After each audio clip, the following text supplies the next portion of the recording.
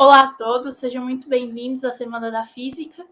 Agora iremos começar com a palestra de número 1 da semana, com o professor Ricardo Magnus Osório Galvão, e sob o título de A Pesquisa em Fusão Nuclear Controlada.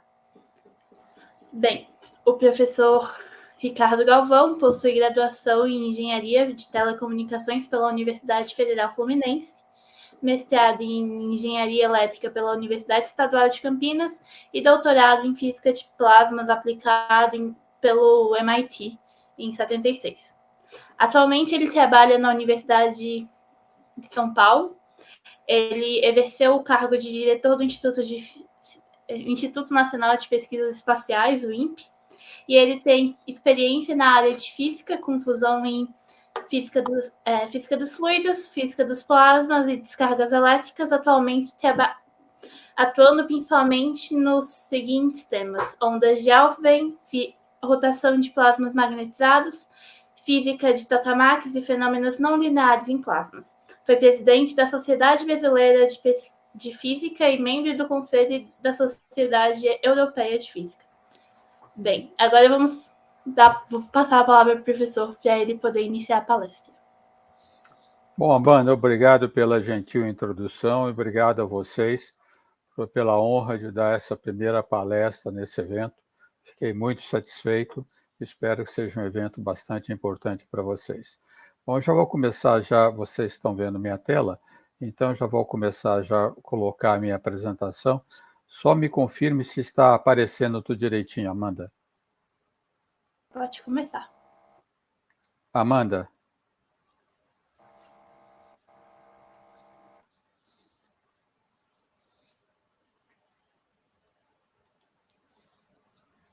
Eu não estou ouvindo, Amanda.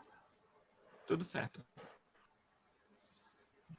Eu queria que vocês me confirmassem quando eu mostrar que está aparecendo a apresentação. Vamos ver. Pode deixar.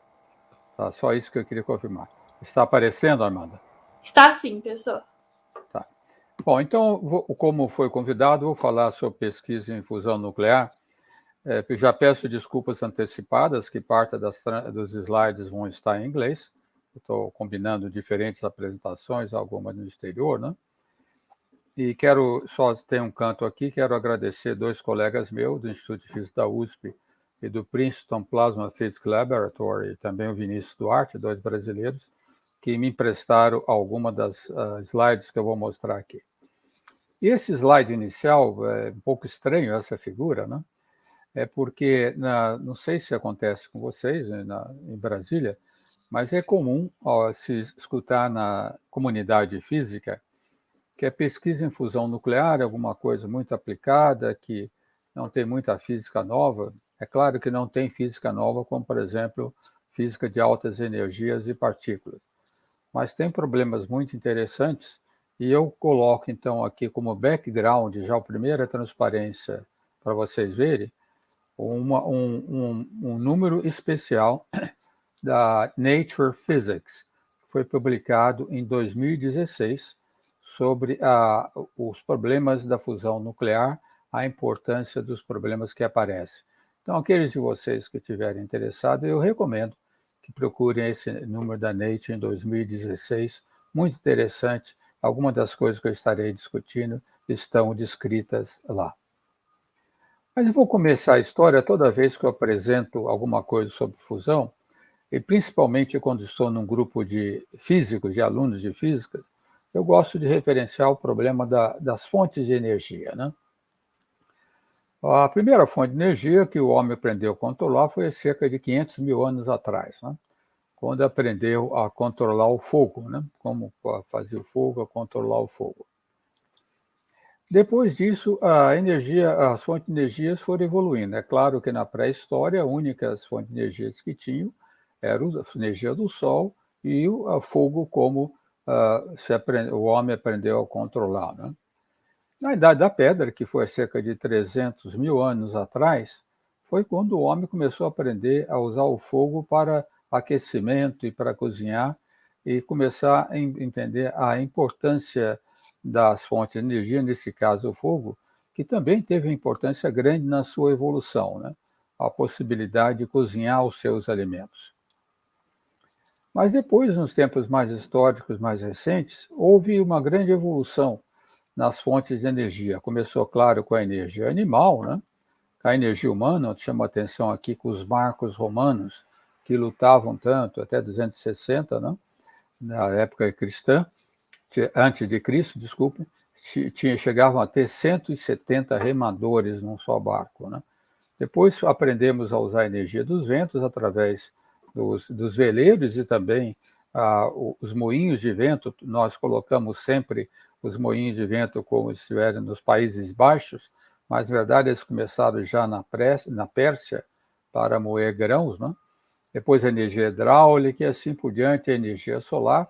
Às vezes falam energia solar, mas o Arquimedes, bastante tempo mais anterior, né, aprendeu a usar os espelhos em batalha naval.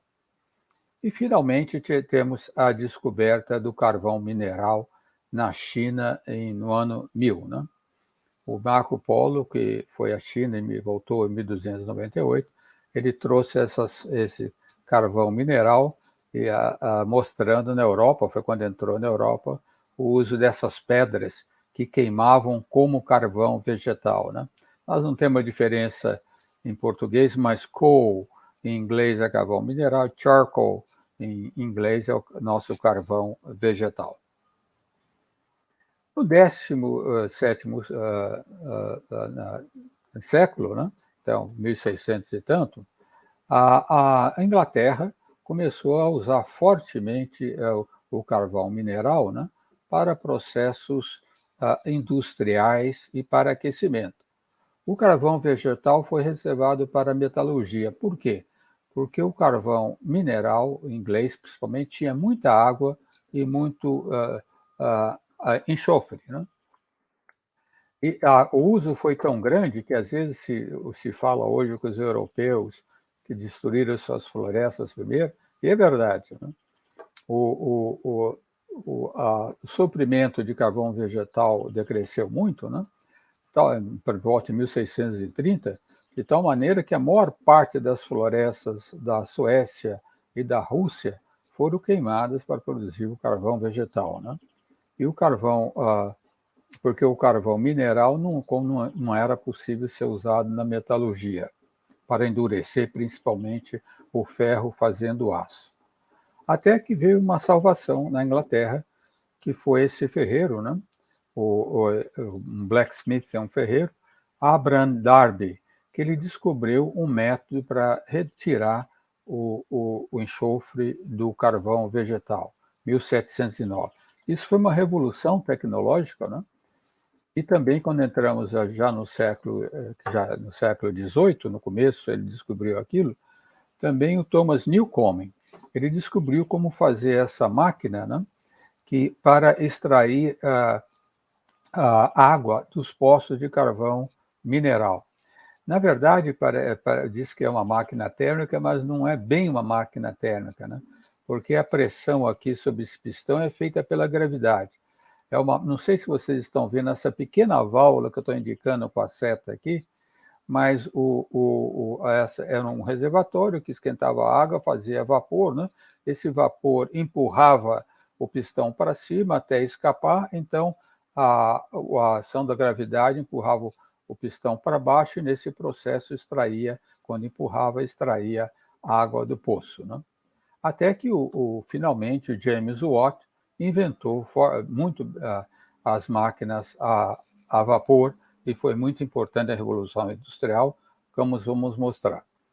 Mas não podemos deixar de chamar a atenção que também, no final, então, do século XVIII, né, comentando no século XIX, tivemos essa descoberta espetacular desse italiano, Alessandro Volta, que descobriu a bateria, introduziu a eletricidade na humanidade, e a eletricidade nunca mais saiu da humanidade. Ficamos eletrizados e passamos a usar a eletricidade sempre. Né?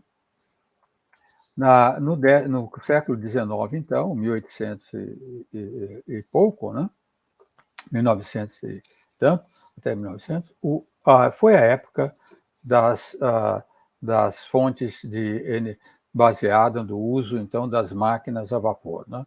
muito usada principalmente na Revolução Industrial Inglesa, na Grã-Bretanha, aqui então produzindo tecidos. Mas o século XIX não foi só da máquina a vapor, foi um século importantíssimo para a descoberta de fontes de energia baseadas no desenvolvimento científico. Como vocês estão aqui na física, vale sempre a pena lembrar essa história. Em 1831 foi quando Michel Faraday descobriu o gerador magnético, né? Em 1859 foi quando foi extraído óleo de campos da Pensilvânia, né? E nesse ano também o Etienne Lenoir, um francês, inventa a máquina de combustão interna, que na verdade usava ar e gás que vinha de carvão, né, produzida por carvão, a máquina de dois strokes, né, dois impactos. Depois, em 1860, foi a energia solar começou já a ser pensada por outro francês que usou energia solar para produzir vapor. Algumas pessoas falam, bom, mas a energia solar hoje em dia é usada não produzindo vapor, mas eletronicamente. Mas ainda se usa isso. Não sei se vocês se viram, foi muito importante.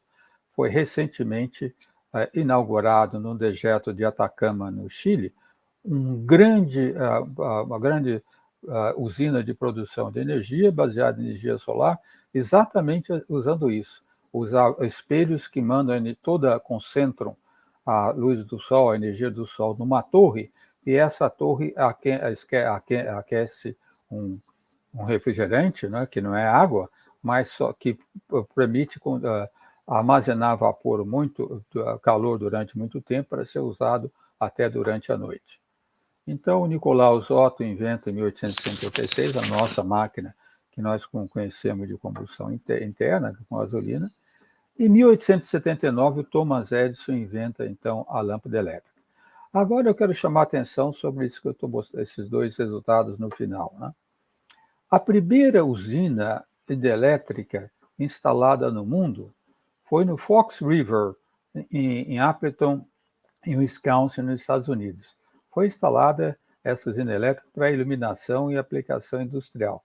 Veja, 1882. Em 1888, então só 6 anos mais tarde, tivemos uma das primeiras hidrelétricas instaladas no mundo, aqui no Brasil, pelo Bernardo Mascarenhas, que instalou essa usina em Marmelos, próximo de Juiz de Fora. Se algum de vocês um dia for a Juiz de Fora, vale a pena visitar, ainda está essa usina lá. Mostrar que o Brasil entrou na questão de produção de energia elétrica por hidráulica, né? Muito de tempo depois disso ter sido introduzido nos Estados Unidos. Mas no século XX é que tivemos o grande desenvolvimento, né, das fontes de energias acionadas, melhor dizendo, pela ciência. Foi o trabalho do Einstein que publicou essa relação importantíssima, E igual a mc2, né? E Atkinson e Haltimars, então, mostram que essa relação permitiria produzir grandes quantidades de energia pela fusão de elementos leves. Então, o princípio da fusão, nós devemos Atkinson e Haltimans, já em 1929, né? No século passado. Depois, o Hans Bethe ganhou o prêmio Nobel para mostrar que a energia de fusão que era a fonte de energia primordial para as estrelas. Aqui tem um fato importante, histórico, eu gosto de mencionar sempre, que a descoberta do processo de fissão foi feita pela Lise Meitner e Otto Hahn, né? Mas isso era um período de grande preconceito contra as mulheres. Se diz que ela foi a principal trabalhadora para descobrir o processo de fissão, mas infelizmente só o Otto Hahn ganhou o prêmio Nobel e não a Lise Meitner. Em 1942, o Enrico Fermi constrói o primeiro reator a fissão, né? E depois, o importante lembrar que em 1953, no Bell Laboratories, né, o Pearson, Chapman e Fuller, então eles desenvolveram a primeira célula solar baseada em silicon, que hoje é silício, desculpe, que hoje seria a fonte de energia que nós estamos olhando para o futuro também, né? E a primeira fonte de fissão, uma usina de fissão, na verdade, foi instalada na União Soviética, em 1954. E a primeira demonstração de potência obtida por fusão foi feita, eu vou mostrar depois, no tokamak JETM, Joint European Torus, em Culham, em United Kingdom, perto de Oxford. Bom, agora vamos voltar a coisas mais técnicas, passar da parte histórica. Os reatores, tanto de fusão como fissão, os tradicionais, são reatores térmicos, ou seja, tanto as energias de fissão como a energia de fusão são usadas para aquecer um núcleo que aquece água pressurizada nos reatores modernos PWR, né? Essa água pressurizada, então, é que vai tocar uma turbina, vai produzir vapor, que vai tocar uma turbina que vai acionar um gerador elétrico para produzir energia.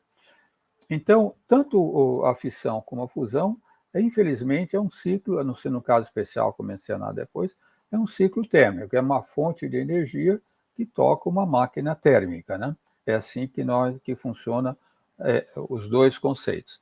Então, a diferença de fissão para fusão é trocar o núcleo, quem está aquecendo essa água. As reações de fusão, existem várias reações de fusão que podem produzir energia, né? Que são sempre isótopos de hidrogênio, deutério com deutério, deutério-trítio, deutério com hélio 3 e reação próton-boro também. Essas não são as reações que tem no Sol. A reação no Sol é principalmente reação próton-próton, muito difícil de realizar na Terra. Mas o importante das reações de fusão, aqui eu estou mostrando um cartoon, né, da reação de deutério com trítio, que vem deutério com 2 nêutrons e o trítio, então, que colide com o trítio com 2 nêutrons e o deutério com um nêutron a mais só, colide e produz, então, reação de fusão e sai um nêutron que é expelido, né? Para ver o desempenho de uma reação de fusão, é muito importante essa quantidade de física chamada Q, né? Que dá essa relação da energia de fusão por unidade de volume. Essa depende dessa quantidade física Q, que dá energia para cada reação de fusão.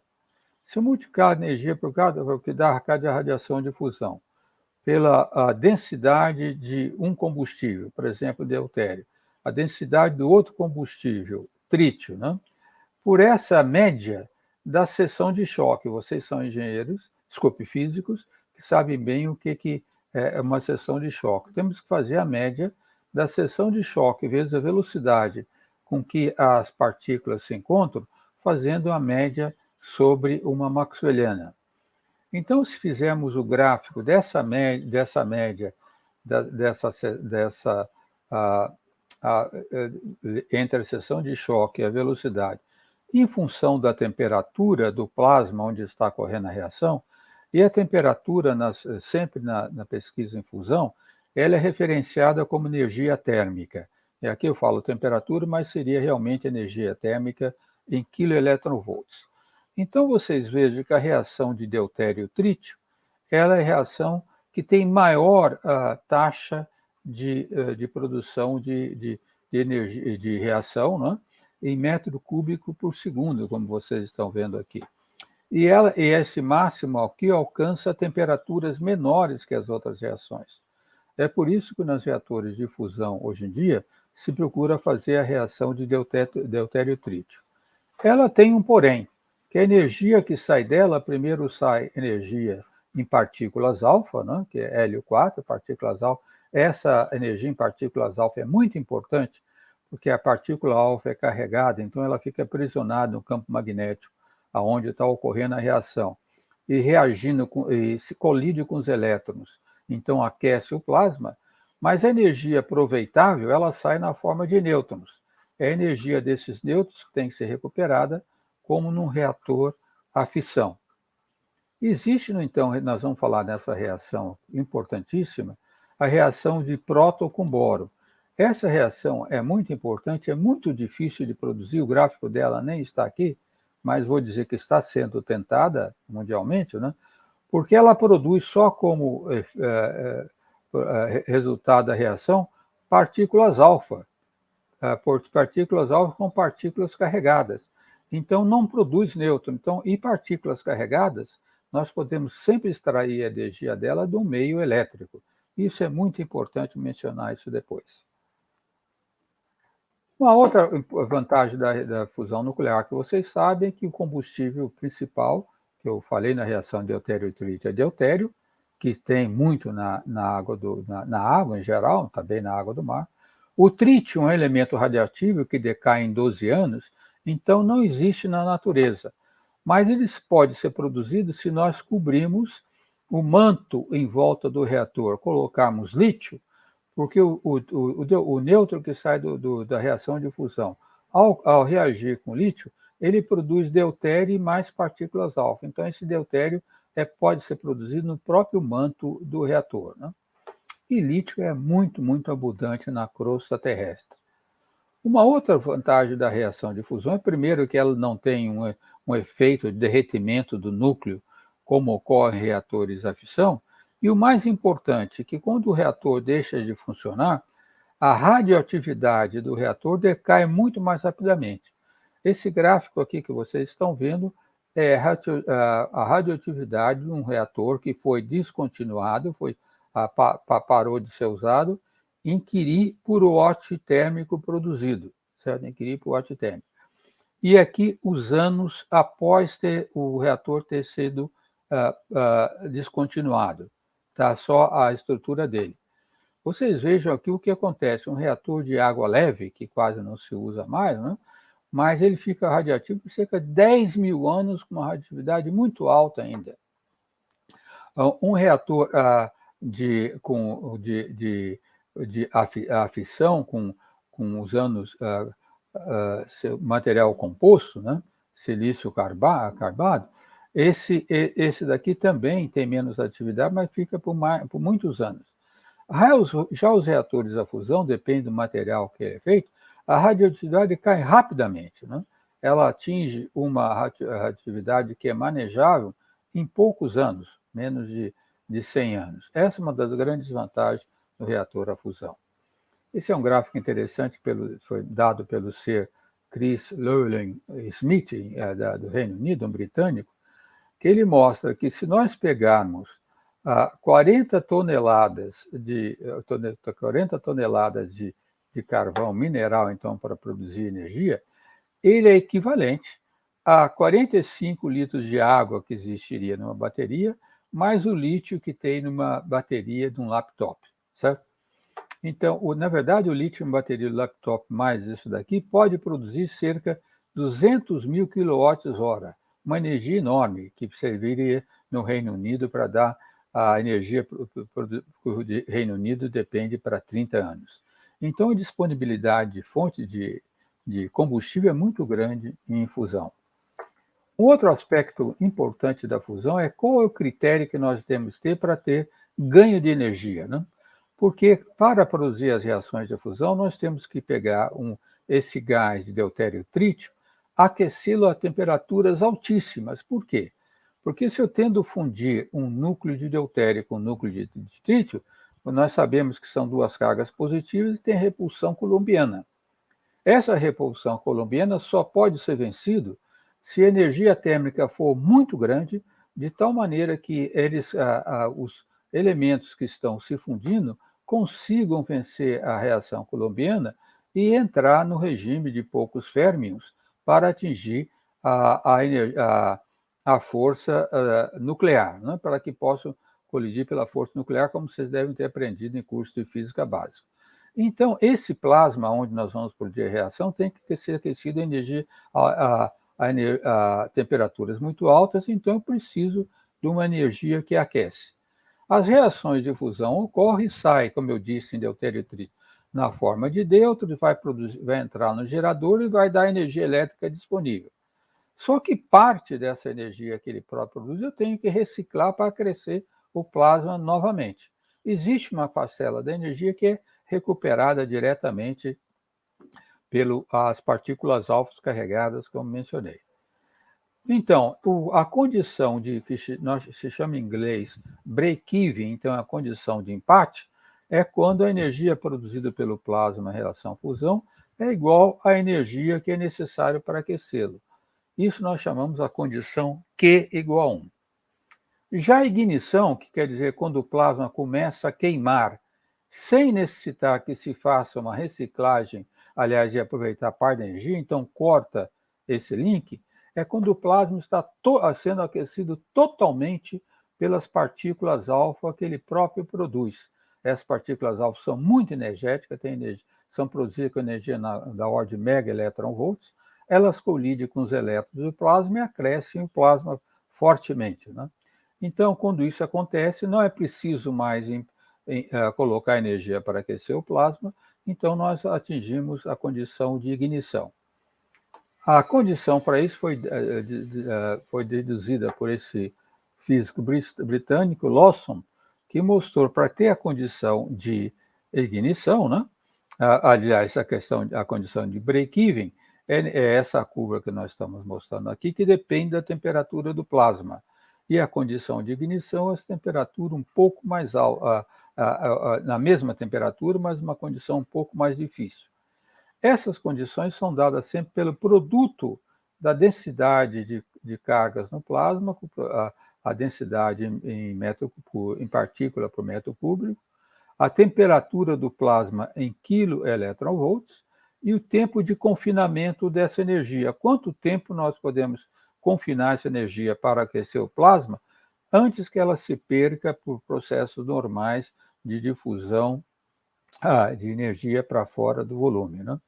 Esse mínimo ocorre numa temperatura bastante alta, como vocês estão vendo aqui. Essa daqui está a temperatura em milhão de graus Kelvin, né? Então, nós estamos falando aqui de alguns milhões de graus Kelvin para a temperatura ser atingida. É claro que uma energia térmica enorme, embora a densidade do plasma seja baixa. Bom, para atingir essa condição, é claro que não podemos colocar esse plasma que nós estamos fazendo num recipiente normal, porque a agitação térmica vai fazer com que ele bata na parede e a energia seja perdida. Então, dois esquemas foram descobertos pelos físicos para fazer isso. O primeiro eu já vou falar aqui, porque não vou mencionar mais, é o esquema de confinamento inercial. Ou seja, fazer um alvo com deutério e trítio bem pequeno, aqui são esferinhas da ordem de micron, né? E irradiar esse alvo com lasers de altíssima intensidade, certo? Com pulso de laser de altíssima intensidade. Quando esse laser bate na superfície, né, imediatamente ele expande a uma nuvem, temperatura altíssima que se espalha, e por conservação de momento, isso cria uma onda de choque que comprime o alvo cada vez mais para dentro e atinge densidades acima de 10 mil vezes a densidade sólida. Então, consegue ter as reações de fusão. Só que esse esquema é um esquema que, na verdade, foi feito, mas é um esquema muito mais para testar a arma atômica do que, na minha opinião, para produzir energia. Então, não vou falar sobre ele, mas posso dar referência para quem se interessar. Nós vamos falar hoje principalmente do esquema de confinamento magnético de energia, que é uma física que nós conhecemos. Sabemos que a maneira de confinar um plasma é colocar um campo magnético e as partículas carregadas no escapo do campo magnético transversalmente. Escapa um pouco, sim, devido a colisões, mas muito pouco, só escapa na direção longitudinal. Então, aqui está também um esquema de como acontece. Então, se eu coloco naquele recipiente um campo magnético, as partículas vão escapar pelas bordas. Então, na direção perpendicular ao campo magnético, elas escapam, mas pelas bordas elas não escapam. Elas escapam. Então, aliás, pelos extremos elas escapam. Então, como resolver esse problema do escape pelos extremos? Isso foi descoberto ainda na década de 1940, as primeiras patentes foram feitas nos Estados Unidos, no Reino Unido, e se pensava que Sir George Thomson, famoso Thomson, filho do Thomson, se pensava que esse esquema seria fácil de ser feito. Eles bolaram um esquema e falaram, bom, se as partículas escapam na direção do campo magnético, eu posso fazer um campo magnético que se fecha sobre si mesmo num tórius. Então, a partícula não se escapa e vão ficar sempre confinada. Essa foi a patente deles, né? Eles aplicaram a patente em 1947 e foi os trâmites até 1957 para ter essa patente. Então, se achava no começo da pesquisa da fusão que isso seria simples, mas se viu que não é simples, né? Aqui estão as primeiras máquinas feitas ainda em 1946 no laboratório de Clarendon, em Oxford, nos Estados Unidos. Mas os resultados foram pífios, eles não conseguiram resultados bons. Por quê?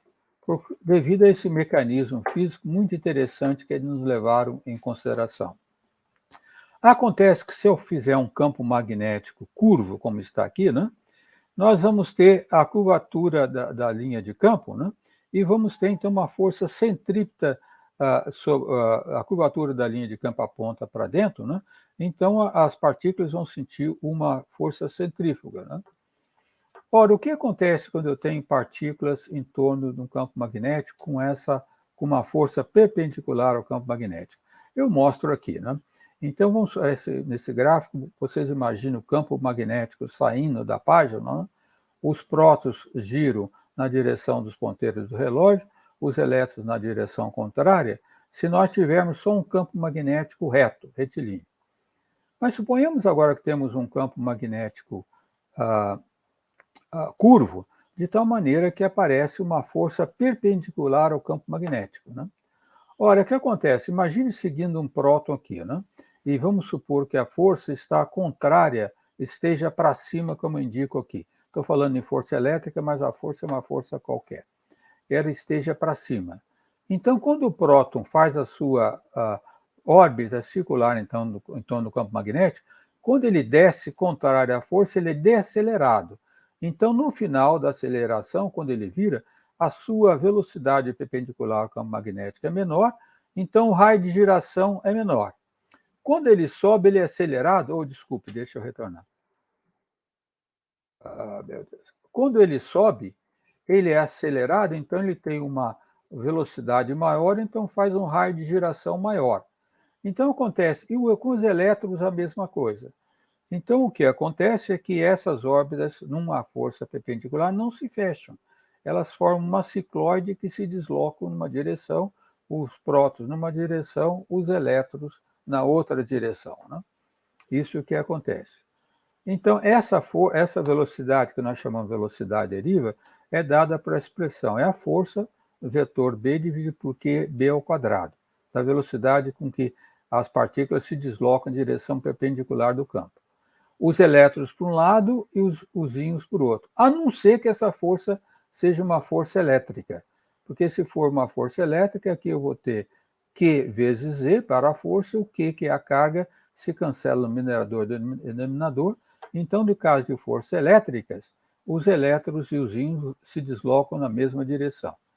Ora, o que acontece? Imagine aqui que eu tenho um campo toroidal simples, e tem, então, aqui está a direção que nós chamamos toroidal, a direção chamada poloidal perpendicular. Suponha que as cargas estejam girando em torno do campo elétrico, vamos imaginar um próton indo para cá, né? Então, vamos supor que ele esteja girando. Como eles têm uma força, eles têm, então, uma força da curvatura aprontando para dentro desse toro, né? Os íons é uma força constante, os íons vão se deslocar para cima e os elétrons para baixo. Essa que é a deriva que nós chamamos. Ora, mas quando os íons se deslocam para cima e os elétrons para baixo, surge um campo elétrico entre eles, também perpendicular à direção de deslocamento. E esse campo elétrico entre eles provoca, então, uma velocidade de deriva para fora. Então, os elétrons e os íons escapam na mesma direção radial. Esse efeito, aliás, um dos descobridores dele foi o Enrico Fermi.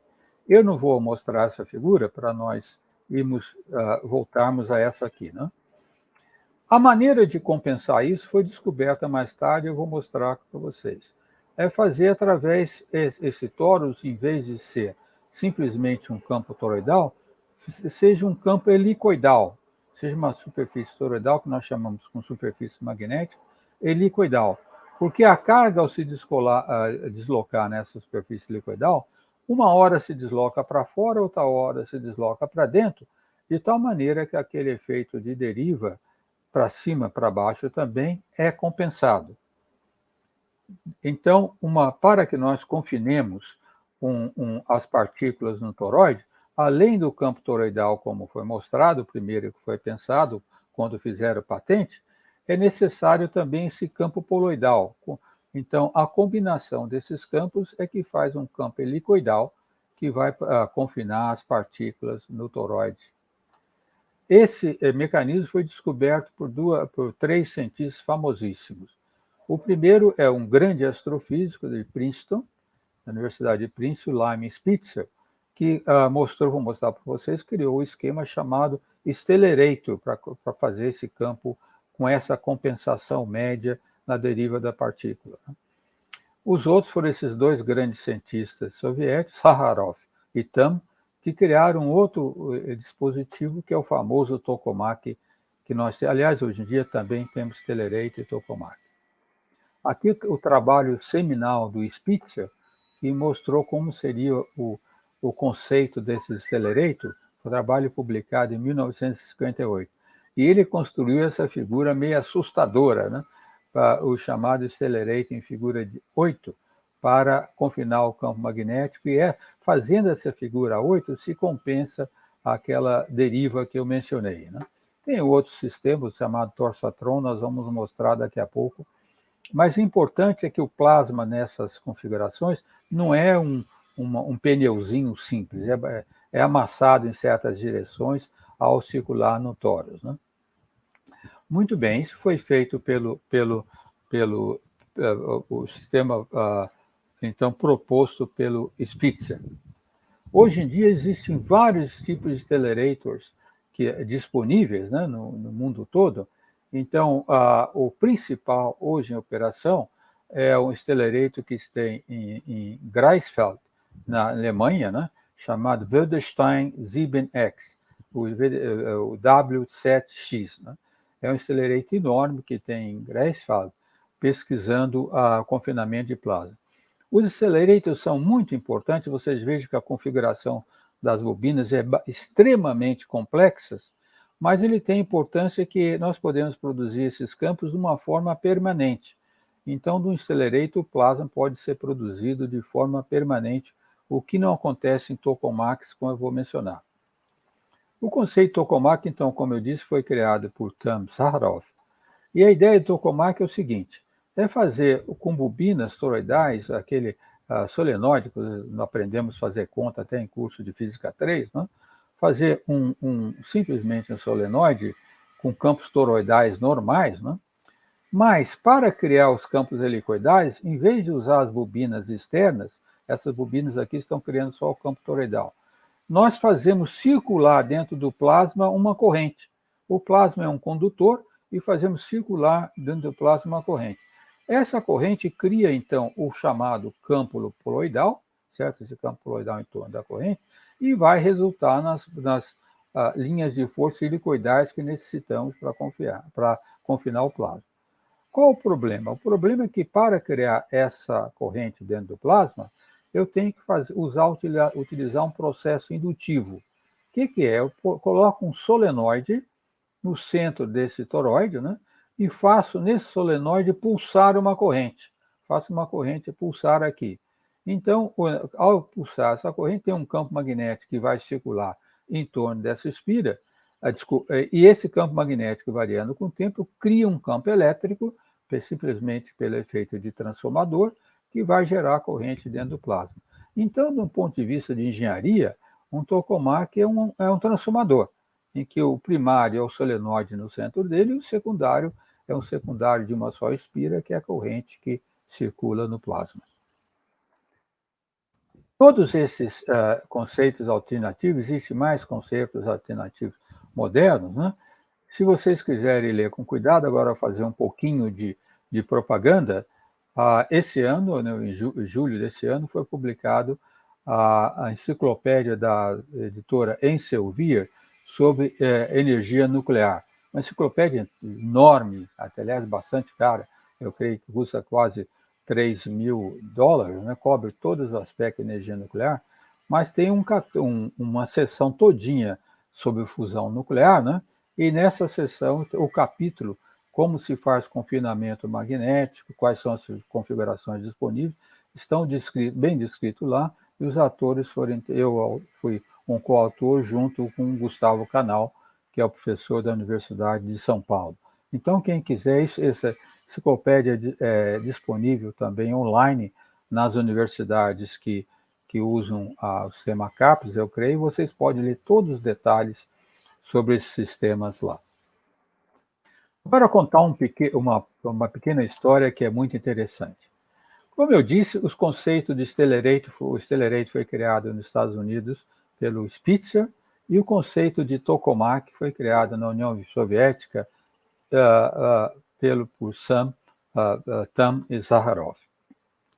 Agora acontece que a pesquisa em fusão era quase toda bastante secreta, né? Porque todo mundo achava que ia conseguir o reator de fusão muito, muito rápido. Acontece que o Stellarate, embora seja um conceito formalmente muito interessante, é muito difícil de fazer aquelas bobinas e evitar campos de erro. Então, nas pesquisas em Stellarate nos Estados Unidos, eles nunca conseguiram temperaturas equivalentes a uma energia térmica acima de 50 eletronvolts na década de 50, na década de 60. Já os soviéticos, que fizeram então esse sistema mais simples do tokamak, né, avançaram muito. E numa conferência então que teve em Novosibirsk, na União Soviética, em 1969, eles mostraram o resultado desse tokamak chamado T3, que alcançou temperaturas do plasma de 1.000 eletronvolts, 1 kelectronvolts. Foi uma surpresa enorme em toda a comunidade internacional. E, na verdade, os ocidentais colocaram em suspeita os resultados dos soviéticos, porque os soviéticos usavam um sistema de avaliação da temperatura do plasma, usando o efeito diamagnético, que é muito indireto, e eu achava que os soviéticos não estavam fazendo as medidas corretas, né? Ora, o que aconteceu? Quando teve a crítica, o principal pesquisador soviético, né, Khadontsev, né, ele convidou os cientistas ingleses que tinham no laboratório de Callan. Eles falaram com o diretor do laboratório de Callan, Dr. Pease, porque em Callan eles tinham desenvolvido um sistema de medida da temperatura do plasma direto, usando o espalhamento de laser, usando o efeito Thompson do espalhamento de laser nos elétrons. Se eu jogo um laser num sistema elétrico que tem uma temperatura, distribuição maxwelliana, a luz espalhada vai ter uma largura que vai depender da temperatura dos elétrons. Isso pode ser medido diretamente. Então, o diretor dos laboratórios soviéticos, né, convidou o laboratório de Callan para enviar, então, aqui é um cartoon feito, os cientistas britânicos irem na União Soviética e medir a temperatura no T3. Isso foi feito, foi um trabalho publicado na Nature, que revolucionou o mundo, porque eles mostraram os dados que os soviéticos, como sempre, tinham sido conservadores. A temperatura estava ainda acima do que eles faziam. Isso fez com que praticamente todos os Stellarates, outras máquinas do mundo, fossem, no começo dos anos 70, transformados em tokamaks. Isso é vocês podem ver essa história nessa publicação do Boris Khadontsev. Ele, inclusive, faz uma poesia para o que aconteceu, bastante interessante de ler. Hoje em dia, como é que está a situação? Na verdade, as reações de fusão, a fusão controlada e a produção de energia foram comprovadas em 2 tokamaks. No tokamak TFTR nos Estados Unidos, em Princeton, que já não existe mais, tá? e no tokamak jet na Inglaterra, que ainda existe, que produziram energia, né? No TFTR, a energia produzida foi a primeira vez a mistura de 50% de deutério e trito, produziram 10 megawatts de potência de fusão, né? Já o JET, o JET produziu pela primeira vez em 1991, antes do laboratório de Princeton, mas ele produziu, o que foi muito importante, em 1997, durante bastante tempo, 16 megawatts de energia de fusão, sendo que a energia para crescer o plasma foi 24 mil megawatts. Então, eles atingiram um fator Q, né? A razão entre a energia produzida da energia que entrou no sistema, 0,7, isso foi muito, muito importante. A situação atual do mundo, né, está que se nós fizermos aquele gráfico do critério de Lawson, o produto de densidade por temperatura, por tempo de confinamento, em função da temperatura no centro do plasma, né, já várias máquinas no mundo todo aproximaram, estiveram muito perto dessa região de Q igual a 1, né? Então, o primeiro protótipo de reator a fusão, vou falar sobre ele, o ITER, está sendo proposto, então, para ser feito em Cadarache, na França, que iria produzir a primeira vez 10 vezes mais energia do que é usado para crescer o plasma. Aqui tem figuras do tokamak jet na Inglaterra, aqui tem um pequeno homem, não sei se vocês conseguem ver, mas consegue ver dentro da câmara de vácuo dele um técnico fazendo reparos, e aqui tem uma descarga dentro da câmara de vácuo, quase não se consegue ver, né, porque, é claro, o plasma é completamente ionizado e não tem radiação de linha. Só se vê radiação nas partes onde o plasma toca a parede e é mais frio. Aqui é um gráfico que eu mostro para vocês os vários resultados do TFTR em 1994, o JET em 1991, aquele dado que eu falei sobre o JET, né, da potência de fusão que o JET obteve, o TFTR também, e como que o tempo de confinamento observado experimentalmente tem crescido ao longo de todos esses anos de pesquisa.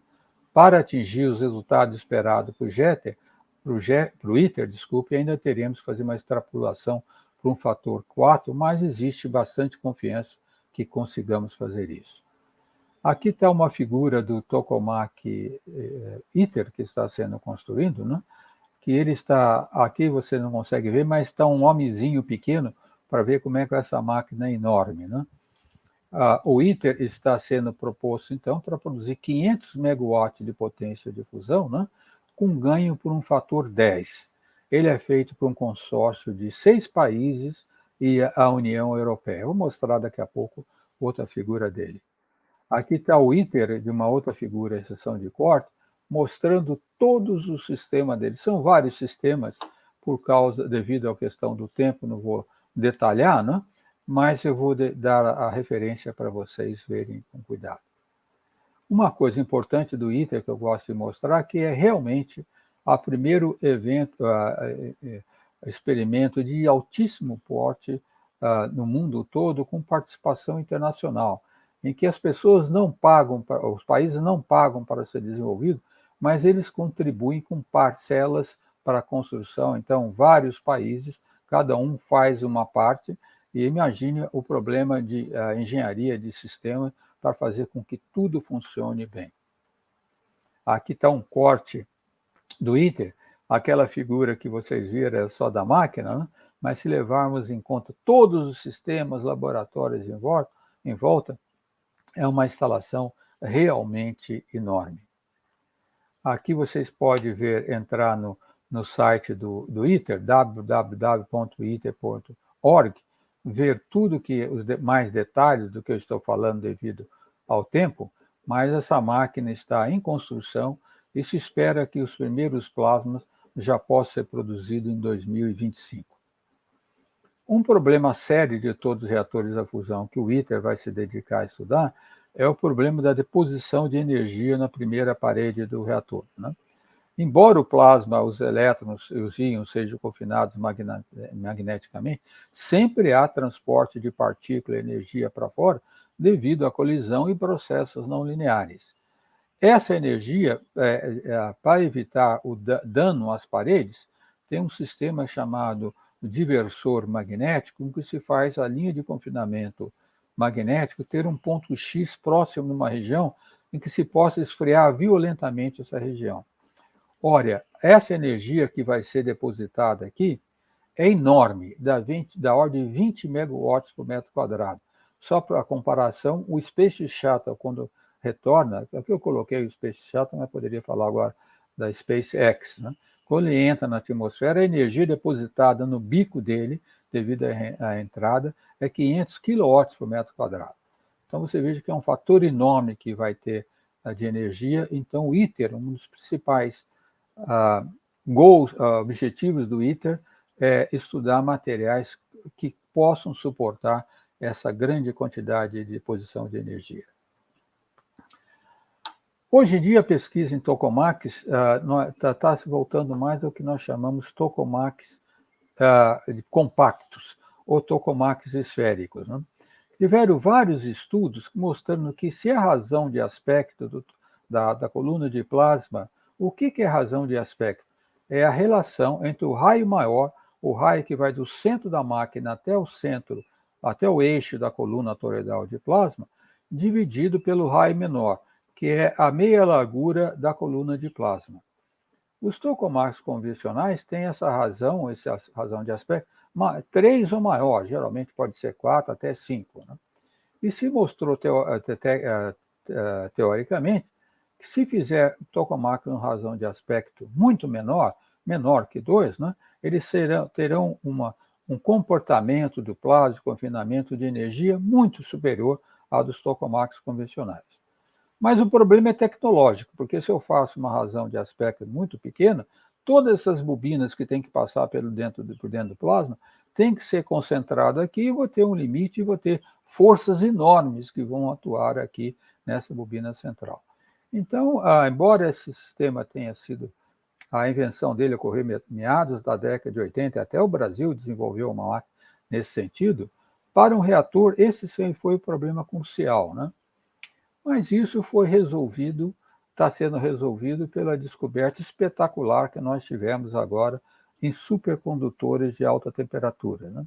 Então, por exemplo, o ITER, ele é projetado, as bobinas, com supercondutor normal, né? Liga de estanho nióbio, mas que tem que ser produzido, tem que ser criado à temperatura do hélio líquido, né? Mas o desenvolvimento de que o ITER, então, tem que operar aqui um campo magnético, então vai ter um raio maior enorme, porque tem que ter espaço para refrigeração com hélio líquido. Mas com supercondutores de alta temperatura, eles podem operar na temperatura do nitrogênio líquido, né? Que é muito mais fácil, melhor de trabalhar, né? Só que esse desenvolvimento foi um desenvolvimento recente. E isso permitiu, eu vou falar já sobre isso, que vários grupos, em particular o MIT, propusesse máquinas muito mais simples que o ITER, muito menor, usando supercondutores de alta temperatura. Então, aqui tem um gráfico da máquina que está sendo proposta por uma empresa em Cambridge, nos Estados Unidos, com esses pesquisadores do MIT, né, estão propondo uma rota muito mais rápida para fazer um tokamak à fusão, usando supercondutores de alta temperatura. Esse é um slide que eu acabei de receber uma semana atrás, né, do MIT, mostrando que eles foram capazes de produzir uma bobina supercondutora com esses supercondutores de alta temperatura, né, que tem o recorde mundial de magnetos para a fusão, né? Ele produz 20 Tesla, um campo de 20 Tesla aqui no centro, que é realmente um resultado espetacular que eles conseguiram tecnologicamente. Existem empresas também, outras empresas tentando outros modos de produzir reatores à fusão. Eu não vou discutir muito eles, mas um deles é essa TAE, né, é chamada Tri-Alpha Energy, que é uma empresa que tem na Califórnia, com muito suporte da Google, que estão tentando fazer não um tokamak, mas uma máquina linear para produzir plasma, fazendo reação de próton-bóron. Essa é a reação que eu mencionei anteriormente, que tem uma grande vantagem, porque não produz nêutron, mas sim todo o produto dela são cargas, são partículas alvos carregadas que escapam pelas extremidades da máquina. Então, se eu consigo fazer a partícula escapar, eu posso extrair a energia dela, né, simplesmente usando, então, sistemas eletrostáticos para extrair energia. E não se sabe muito sobre essa máquina, mas existe um grande investimento nessa máquina nos Estados Unidos. Aqui eu tenho um gráfico de vários tokamaks no mundo, também não vou me delongar muito sobre ele, mas para mostrar que o Brasil tem 3 tokamaks, um na USP, outro do INPE, que vai passar depois para um laboratório nacional mencionado, e um tokamak pequeno na Universidade Federal do Espírito Santo, um tokamak que foi doado pela Universidade de Kyoto, primeiro para a Universidade de Campinas e hoje está instalado, foi transferido para a Universidade Federal do Espírito Santo em Vitória. Bom, naturalmente vocês devem estar curiosos sobre o que acontece, o que há de pesquisa em fusão nuclear no Brasil. Vou passar rapidamente por esse tópico, não vou ler todos, né? Mas as atividades iniciais foram criadas na década de 70, na Unicamp, na USP, Universidade Federal do Rio Grande do Sul, né? Teoria, e também na Universidade Federal Fluminense. Né?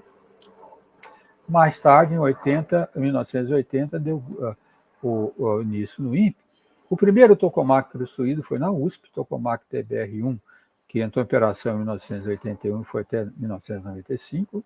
O segundo tokamak da USP, que entrou em operação em 1999, um tokamak que, na verdade, foi trazido da École Polytechnique de Lausanne e readaptado, reconstruído no Brasil.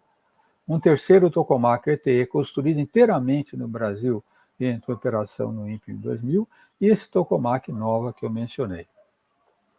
Uma coisa importante é que os pesquisadores da área de fusão sempre insistiram que não daria para fazer estudos de fusão de alto nível no Brasil simplesmente em laboratórios universitários. Era necessário ter um laboratório nacional de maior porte, por exemplo, como acontece com o laboratório do Luiz V aqui em Campinas. Eu não vou me delongar em toda essa história, mas essa apresentação vai estar disponível para vocês, né? Mas o importante que eu gosto de citar aqui, que em 2006, o ministro Sérgio Rezende criou a Rede Nacional de Fusão, coordenada pela Comissão Nacional de Energia Nuclear, que foi muito importante para o desenvolvimento da fusão controlada no Brasil. Né? O Brasil foi convidado para participar do ITER, mas o custo para o Brasil participar não era atraente para o Brasil. Eu mesmo fui contra. Os participantes queriam que o Brasil entrasse com uma contribuição de $1 bilhão, que eu considerei demasiado para o país. Né?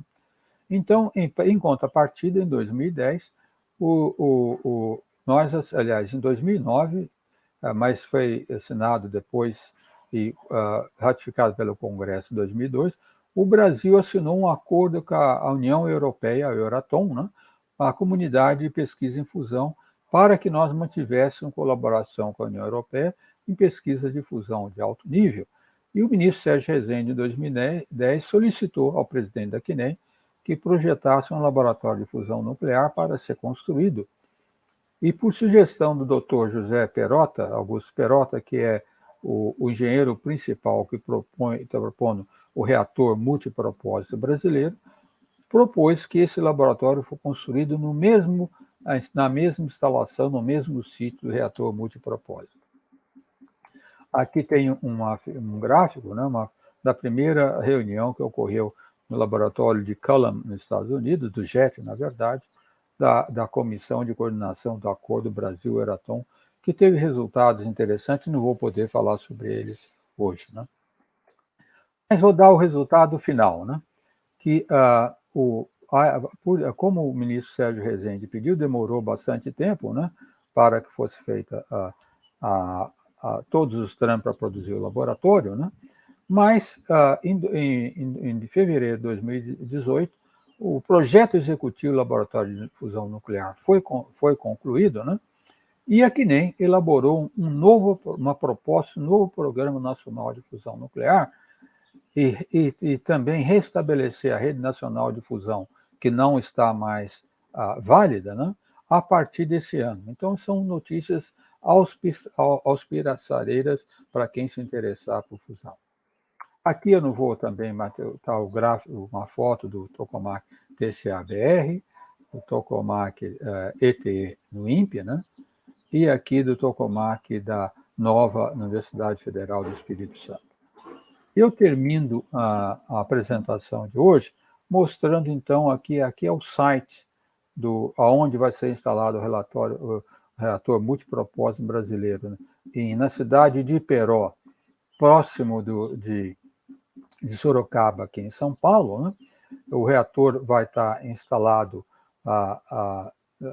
nesse site, aqui a infraestrutura, o reator vai estar aqui, subestação elétrica, e essa região toda foi reservada para a instalação do laboratório de fusão nuclear. Aqui está uma maquete, eu não vou ter tempo de mostrar para vocês, só vou dar o comecinho, mas sugiro que todos vocês entrem nessa apresentação do YouTube para ver. Então, vou só dar um início para vocês escutarem a musiquinha, mas vou interromper e depois passar para as perguntas.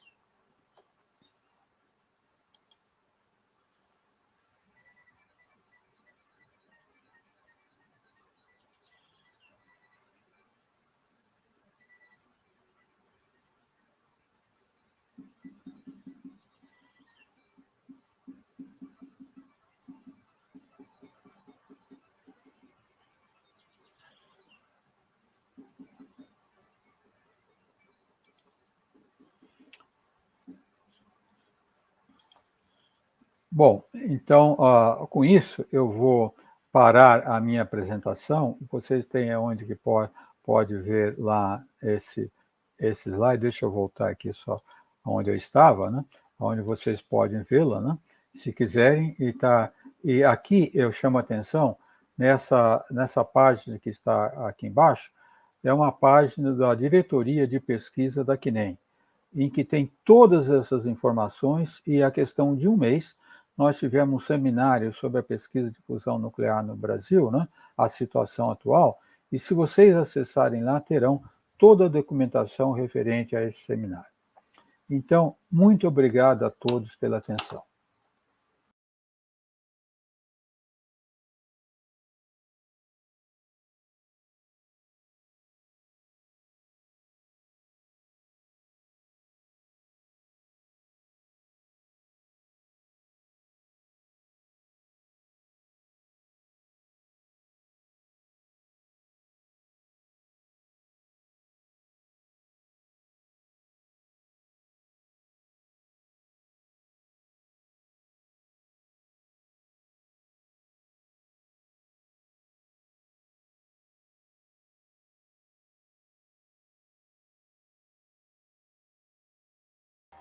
Pessoal, só um instante, vamos iniciar as perguntas. Tivemos um pequeno problema técnico aqui, o professor caiu.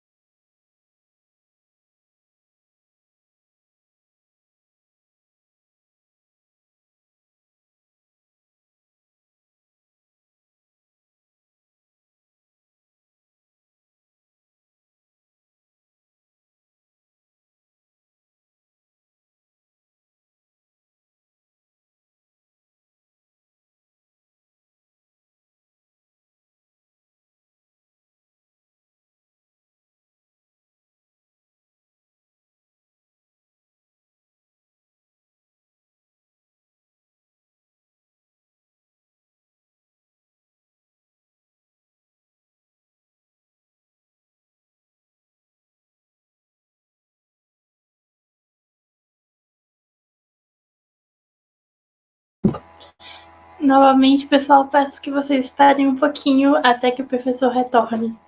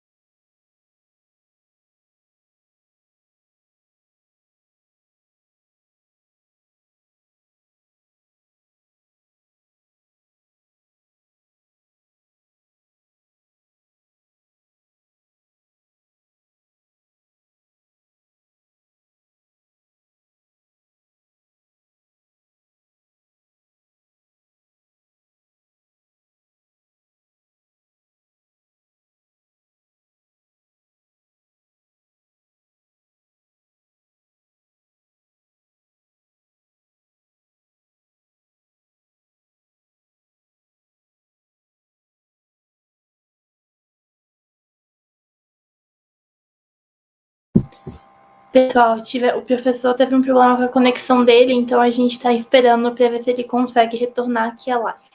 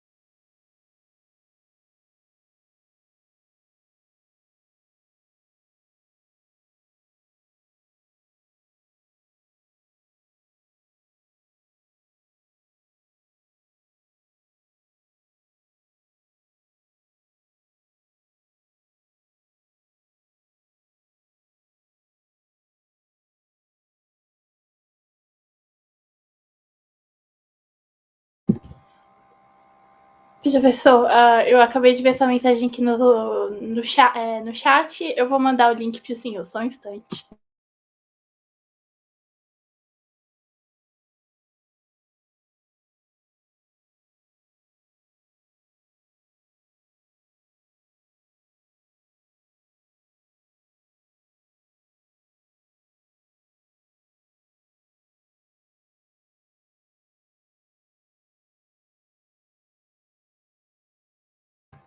Professor, vamos mandar o link no seu e-mail, para o senhor conseguir entrar novamente a live.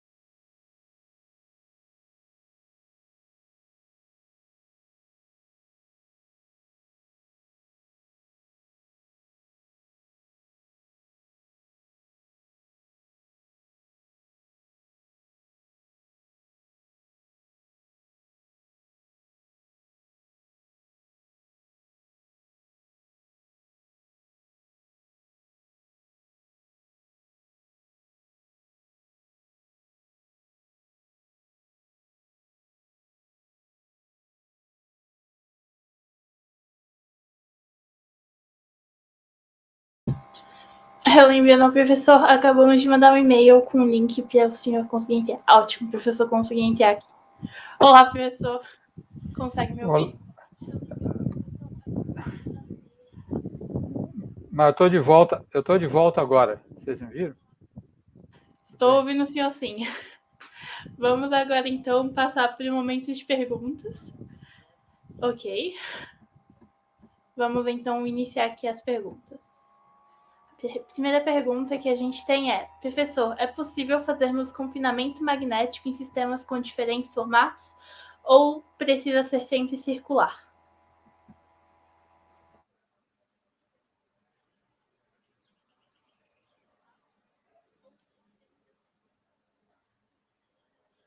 Não necessita ser sempre circular, né? Mas as linhas de força do campo magnético, elas têm que, o que nós chamamos, formar uma superfície magnética.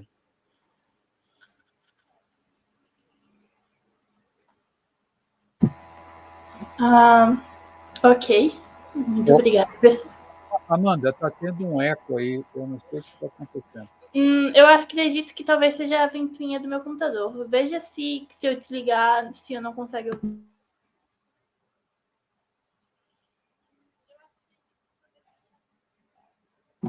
O senhor ainda conseguiu ouvir o eco? Eu ouvi tua voz 2 vezes. Ok. Deixa eu ver se alguém não está com o microfone aberto. Talvez seja isso. Só um instante, pessoal.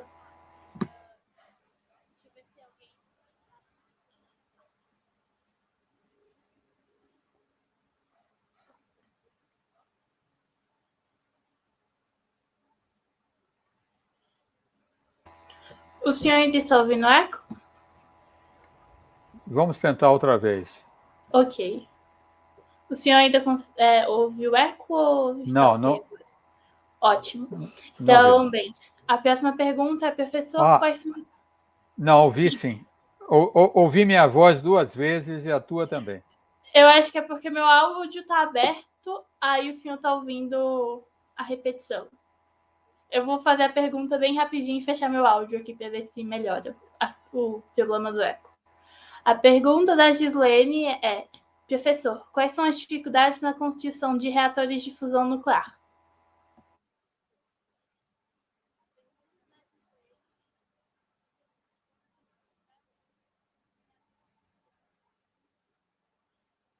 Bom, as dificuldades tecnológicas são enormes, né?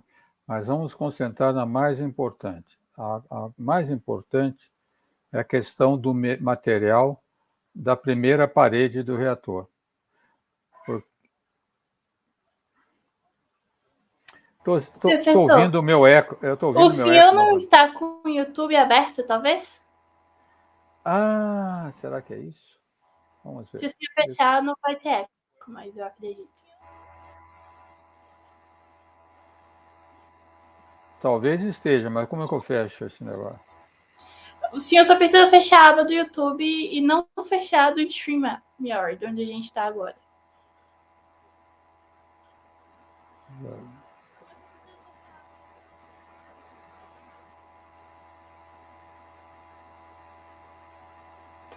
Gente, desculpa novamente, um pequeno problema técnico. A gente já retorna com o professor.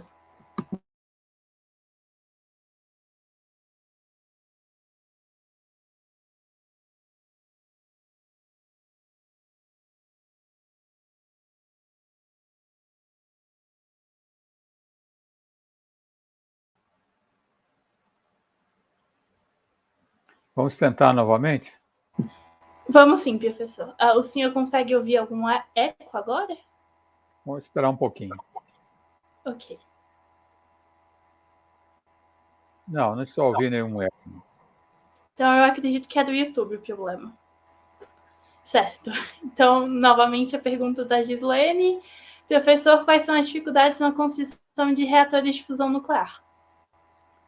Bom, como eu disse, as dificuldades tecnológicas são enormes, mas a principal é a questão de materiais, né?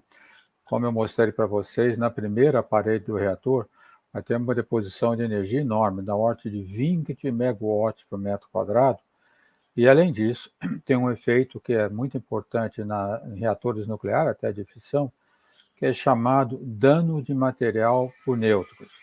Os nêutrons que saem das reações de fusão saem com energia muito grande. Os reatores a fissão da ordem de 2 MeV, reator a fusão da ordem de 14 MeV. Então, esses nêutrons atravessarem a primeira parede do reator, eles se chocam com a material estrutural da rede cristalina e provoca deslocamentos. Tá? E esse deslocamento pode provocar fissuras bastante importantes. E além de um problema muito sério, que quando nós usamos reator deutério-trítio, o trítio é um material radioativo. Então, nós não podemos deixar escapar nenhum trítio do reator. Precisa permear, porque ele é um material relativo que se mistura facilmente com a água. Então, todas as dificuldades existem e, do ponto de vista de construir um reator à fusão, nós não saberemos se conseguiremos resolvê-las todas. O ITER foi criado, está sendo construído exatamente para isso, porque só pode ser testado num reator que existe, que produz reações de fusão, que nós ainda não temos. Certo, muito obrigada, professor.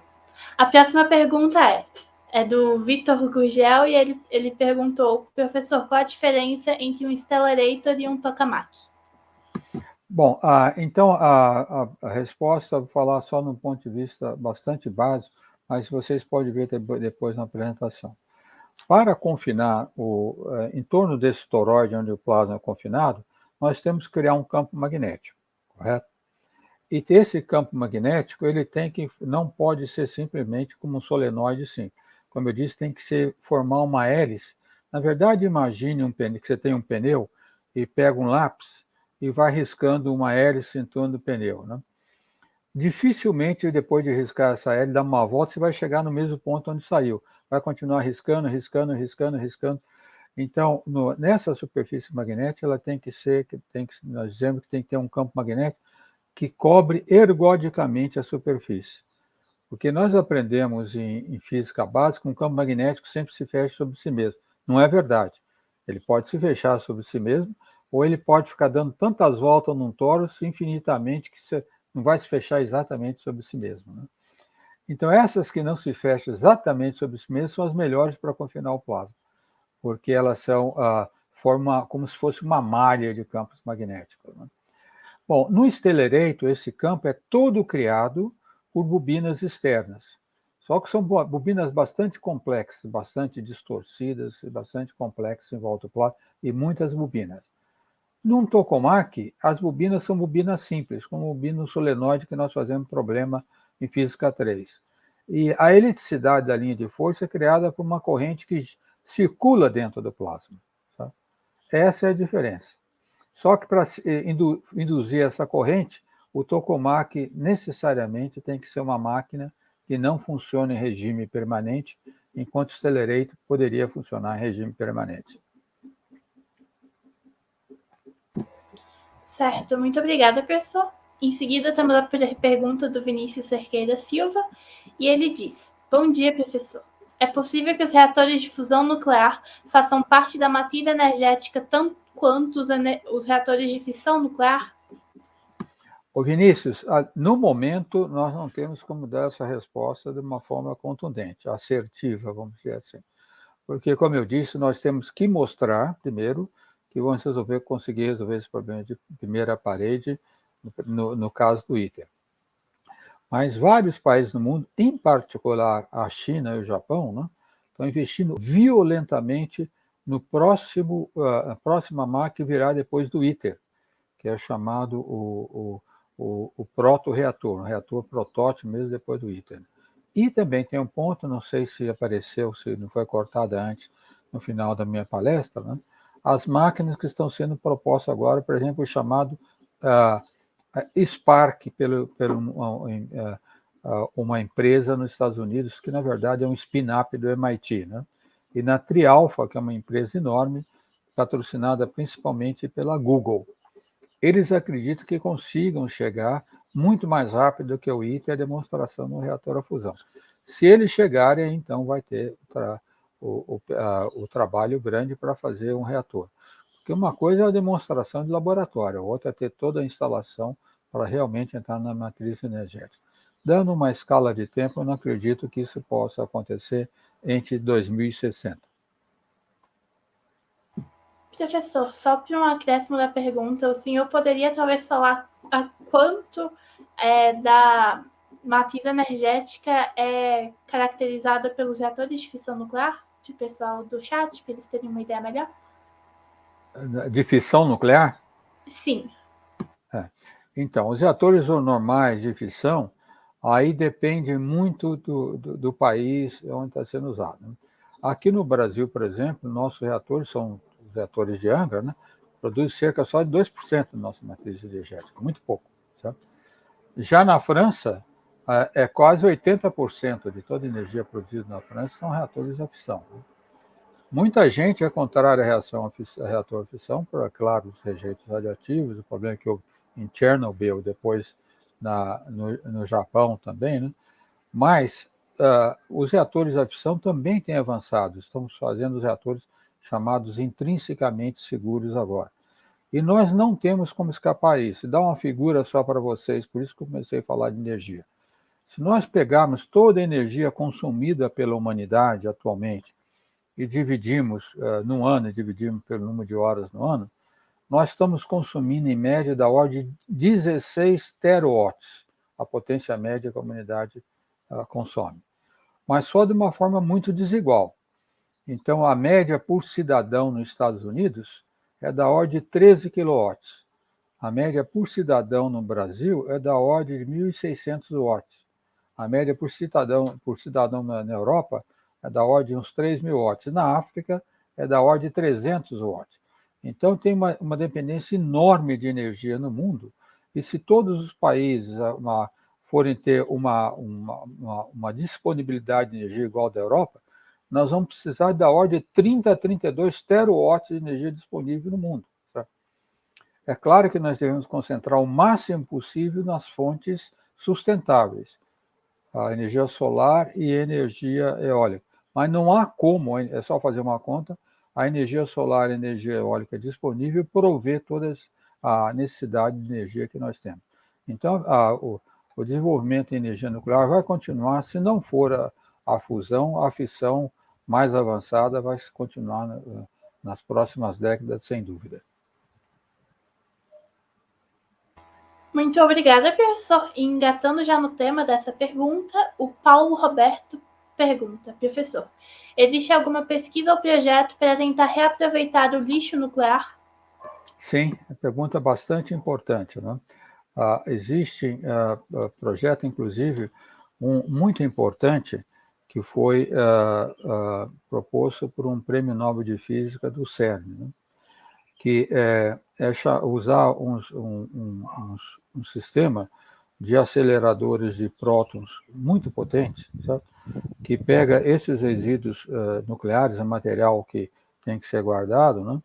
E faz a transmutação para ser usado novamente. Isso gasta energia, mas existem perspectivas, né, que se possa trabalhar sem reusar novamente, mas que possa ser tratado para que não tenha que ser guardado mais que 100 ou 200 anos. Existe bastante trabalho nessa direção. São chamados reatores acionados por aceleradores. Certo, muito obrigada, professor.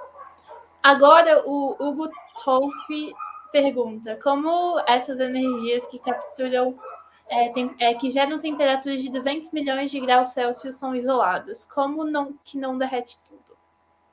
Essa pergunta também é interessante, Hugo. Na apresentação não deu para entrar em detalhe, né? Mas no plasma confinado num tokamak, a temperatura é altíssima, mesmo no tokamak da USP lá, né? Nós estamos a 60 milhões de graus, a temperatura pode ser alta, já foram a 600 em outros lugares, temperaturas muito altas, né? Mas a temperatura, embora a temperatura seja alta, a densidade do plasma é muito pequena. Então, por exemplo, a densidade dos plasmas produzidos em tokamak, se você lembrar como se mede a densidade, né? É da ordem de 10 quando a produção 10 a menos 4, 10 a menos 5, eu vou colocar com relação à densidade ambiente. Na ordem de 10 a 7, 10 a 8 vezes menor que a densidade de um gás ambiente. Então, embora tenha temperaturas altíssimas, não tem essa quantidade de energia. Se você se lembra da física básica, o quanto de energia permite derreter alguma coisa é a entalpia do sistema. Ou seja, quanto a temperatura é alta e qual a densidade do material que nós temos. Né? Então, embora esse material possa bater na parede, ele não é, mas estraga bastante a parede, evapora a parede, etc. Só que não bata com tanta energia, porque os campos magnéticos confiam no plasma. Muito obrigada, professor. Então, vamos para a próxima pergunta. O Pedro Henrique Costa Ribeiro diz: professor, como os aparelhos conseguem aguentar as temperaturas alcançadas na fusão? Olha, essa pergunta é relacionada à anterior, né? Mas eu vou aproveitar para extrapolar essa pergunta à resposta. Né? Se eu digo que eu tenho um plasma de 200 milhões de graus centígrados, como que eu meço essa temperatura? É claro que eu não posso inserir um termômetro lá, certo? Não existe essa maneira. Né?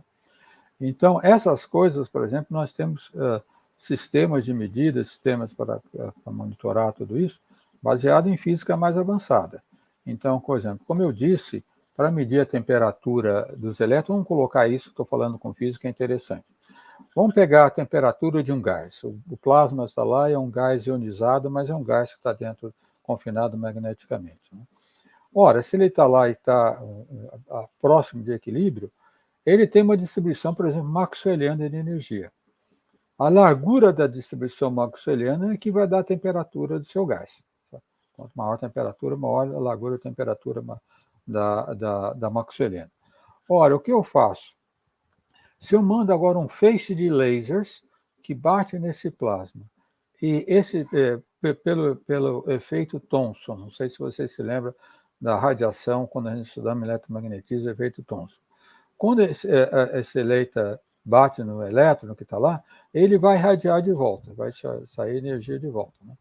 E a linha de energia que sai, a energia que sai, a luz que sai, ele tem um alargamento.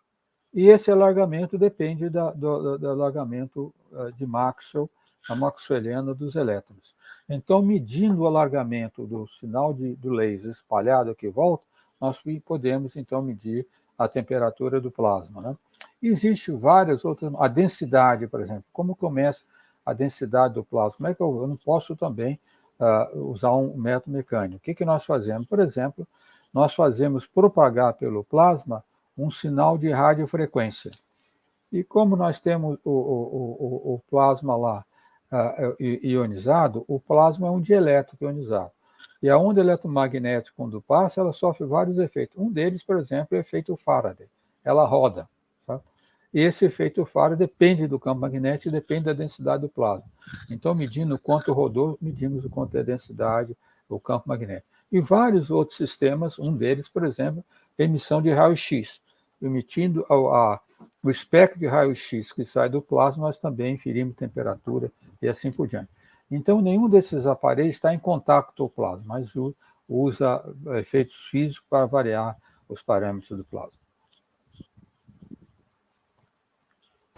Muito obrigada, professor.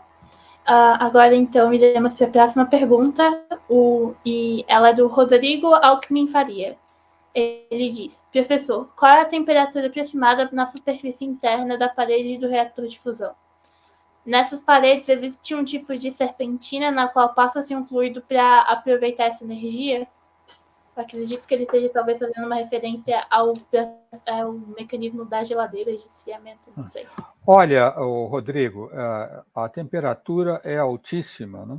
Como eu acho na apresentação, eu falei, num reator fusão vai ter uma deposição média no lugar mais quente da hora de 20 megawatts por metro quadrado, então é uma energia altíssima, né? E essa energia, por exemplo, se nós colocarmos simplesmente materiais, você ter uma ideia, a temperatura, colocar, por exemplo, aço lá, ele vai derreter, tá? Ele vai derreter. Então, existem várias ligas metálicas que foram desenvolvidas mais recentemente para suportar as temperaturas altíssimas. Uma delas chama-se Eurofer. que é uma liga que foi desenvolvida na Europa, aliás, com participação até de engenheiros brasileiros da Escola Politécnica e da Escola de Engenharia de Lorena, desenvolveram essa liga, né? Então, a temperatura é altíssima e se faz, então, nessa região que está mais quente, passar, sim, mas vamos chamar de serpentina, né? Fluidos para resfriar isso daí. Não é água, geralmente, uma das coisas que pode fazer é até usar lítio líquido para passar lá, e tem outros sistemas para que outros refrigerantes que passam lá, né? Mas não compensa tentar recuperar essa energia, porque a energia, essa energia térmica que aparece lá, é muito, muito, muito inferior à energia produzida pelos nêutrons, que vão aquecer a água que está no manto do reator, né? Então, na verdade, nesse caso, a maior preocupação é simplesmente para não deixar, a serpentina utiliza para não deixar que essa temperatura altíssima seja alcançada. Muito obrigada, professor. Em seguida, temos a pergunta do Bruno Matias Lopes. Ele fala: professor, qual é a estimativa de tempo mais realista para o uso da fusão nuclear na geração de energia em nível comercial? Matias, depende para quem perguntar. Se perguntar para alguns engenheiros, vão dizer nunca, certo? Se vão prestar, porque o problema sempre, o Bruno, é o seguinte: para fazer uma previsão de quanto você vai fazer, nós não sabemos ainda, esse que é o problema. Eu não gosto, né, da notícia, eu não tenho todos os elementos. Nós não sabemos, por exemplo, o quanto vai custar realmente desenvolver um reator a fusão, porque nós não temos todas as decisões sobre os materiais que vamos usar, né?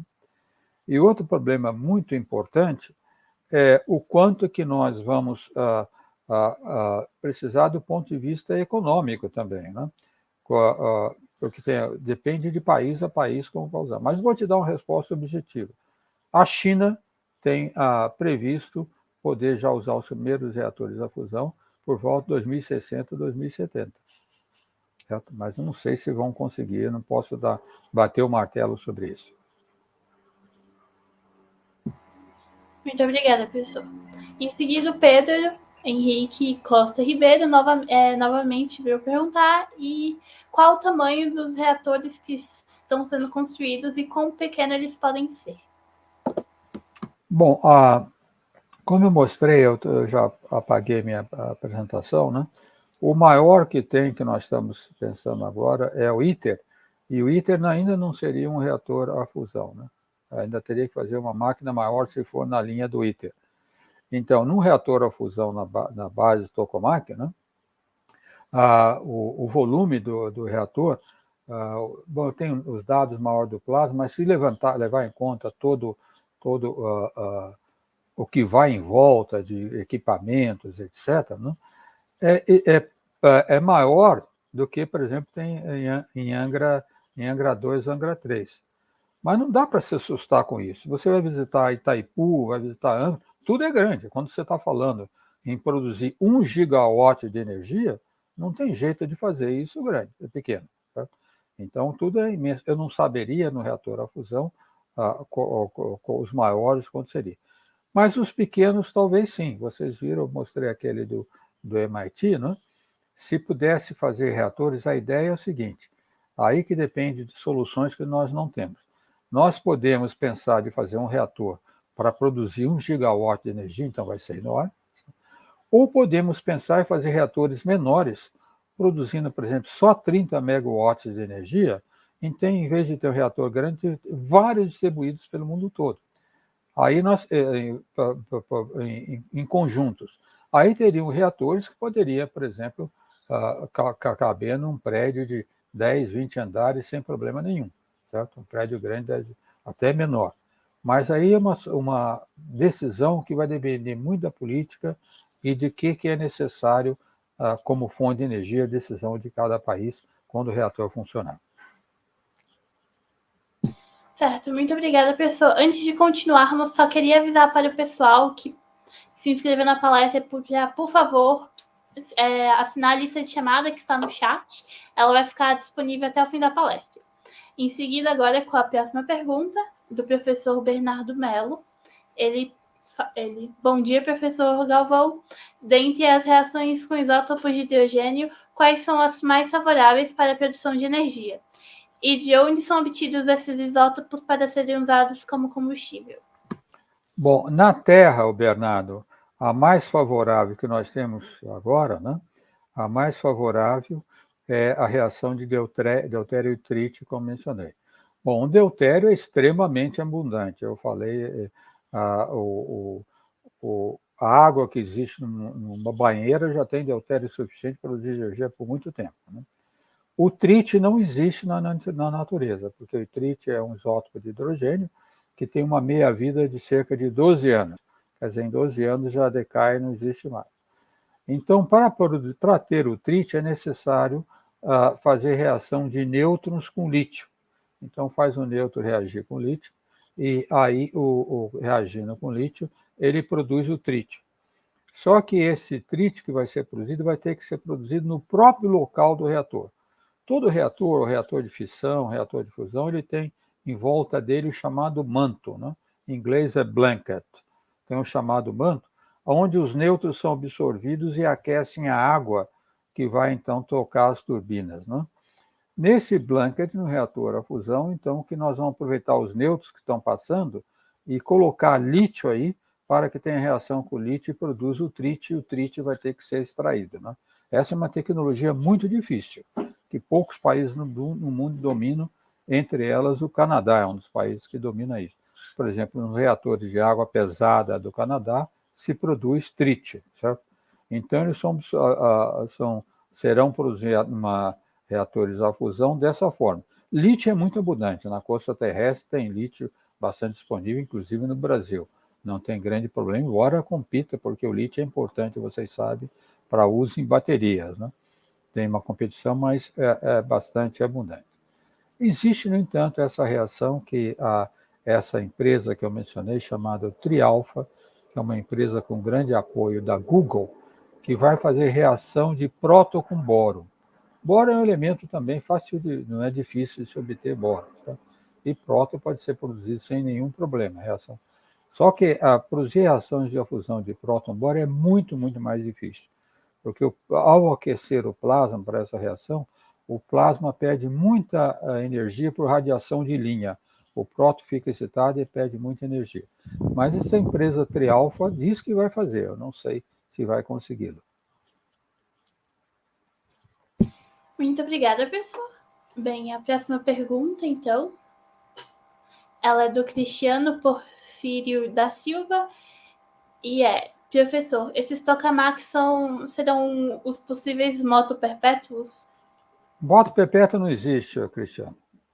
Não existe nenhum sistema físico que você possa imaginar que funciona com moto perpétuo, que produz energia sem sumiço, não existe, e nenhuma máquina não tem, fisicamente não há o que possa ser pensado que produza moto perpétuo. Professor, já estamos alcançando a 11h40, e aí temos mais 3 perguntas no chat. Eu queria saber se o senhor quer continuar ou se o senhor prefere parar aqui. Não, eu respondo as 3 perguntas. Ok, então. A próxima pergunta vai ser do Lucas Aguiar. Ele dá bom dia ao senhor e pergunta quais são os principais riscos de uma construção de um reator nuclear. O que deu tão errado com o reator de Chernobyl? Bom, Lucas, a principal problema no reator nuclear, além das questões da radiação, material retroativo que fica no reator, né? No reator a fissão, vou chamar reator a fissão, né? É o chamado evento que aconteceu em Chernobyl, que é o chamado o derretimento do núcleo do reator. Porque acontece, nos reatores a fissão, as reações de fissão são produzidas, né, por elementos, então, físseis, que nós chamamos, urânio 235, né, que tem barras dentro do reator, né? Para que essa reação não ocorra sem controle, existe ali entre essas barras que tem os elementos, existem chamadas barras de controle, que contém principalmente boro, que boro é um elemento que absorve os nêutrons que são produzidos. Sem essas barras, a produção de nêutron é tão grande que vai fazendo que, reagindo com uma reação em cadeia, que nós chamamos, com urânio 235, e vai produzindo cada vez mais reator de uma forma descontrolada, né? Então, se nós perdemos a capacidade de evitar essas reações e o resfriamento do núcleo, né? Então tem um evento que é chamado o derretimento do núcleo reator. Algumas pessoas no passado chamavam a crise da China, né? Porque dizia que derretia tudo e ia até afundar na Terra e até a China, que claro que é um exagero de linguagem, né? Mas então a questão dos elementos, principalmente água nos reatores, tanto os reatores de água leve como reatores de água pressurizada, o elemento de resfriamento não pode faltar de jeito nenhum, e as barras de controle. Em Chernobyl, infelizmente, foi um erro humano. Foi uma falha no manuseio dessa barra, esse sistema de controle, que escapou completamente do controle quando eles estavam fazendo um teste. Mas depois de Chernobyl, a indústria de reatores à fissão desenvolveu muito. Então, eles criaram hoje em dia o que se chama os reatores intrinsecamente seguros, que faz o seguinte, por exemplo, essas barras de controle, ao invés de ter que ser acionada só por dispositivos que vão levantá-las ou abaixá-las, né, elas ficam numa posição em cima das barras dos elementos combustíveis, e quando há um acidente, elas caem por gravidade. Tá? Então, matariam a reação. Então, a segurança de reatores à fissão hoje em dia é incomparavelmente melhor do que na época de Chernobyl. Professor, o senhor já trabalhava um pouco com a área de física de plasmas, que está intrinsecamente relacionado à fissão nuclear e tanto com a fusão. E o senhor já trabalhava com isso na época do acidente de Chernobyl. O senhor sentiu alguma diferença na população no geral depois desse evento? Eu não sei bem se eu pergunto à população com relação a plasmas. Mas no questão de quão o medo geral que ficou depois desse evento no reator. Não, com relação à fusão, não. Na verdade, a fusão até ganhou mais prestígio. Né? O fato da fusão, um acidente de um reator à fissão, do tipo que eu acabei de descrever, seria impossível no reator à fusão. No reator à fusão, simplesmente acontece parar de funcionar, o plasma escapa, bate na parede e morreu. Né? Um acidente desse tipo de reator de Chernobyl nunca aconteceria no reator à fusão, não tem a menor possibilidade. No reator à fusão, a única coisa que poderia acontecer é um escape, por exemplo, de trítio para o meio ambiente. Isso poderia acontecer.